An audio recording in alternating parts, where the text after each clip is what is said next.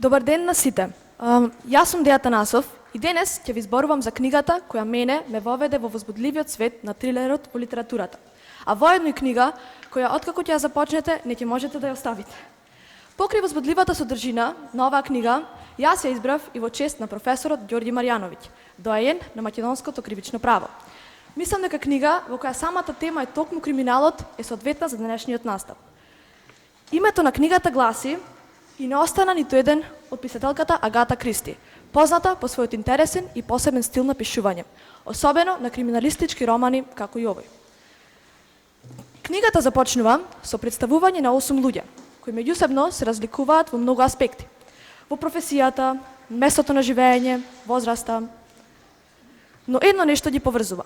Сите се упатени кон војничкиот остров, поканети од господин Овин, но никој од нив не знаел кој е тој. Тие зад себе криеле мрачни тајни, а исто така причините поради кои биле поканети на островот им се разликувале.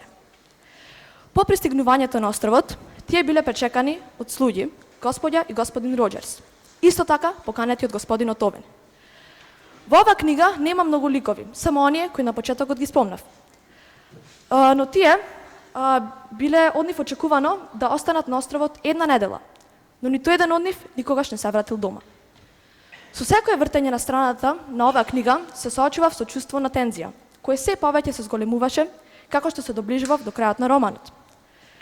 Па затоа, издвојувањето на еден највозбудлив настан е многу тешко, бидејќи во оваа книга има многу пресврти. Но сепак, мене најголем печаток ми остави првата вечер, откако сите се сместиле во своите соби, се изненадиле од една песна запишана над зидот, 10 мали војници.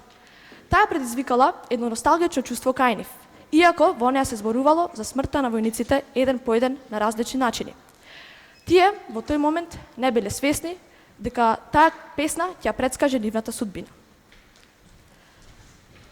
По вечерата, од грамофонот во другата соба се слушнал еден глас, кој бил непознат за сите, и тој ги кажувал тајните на 10 луѓе.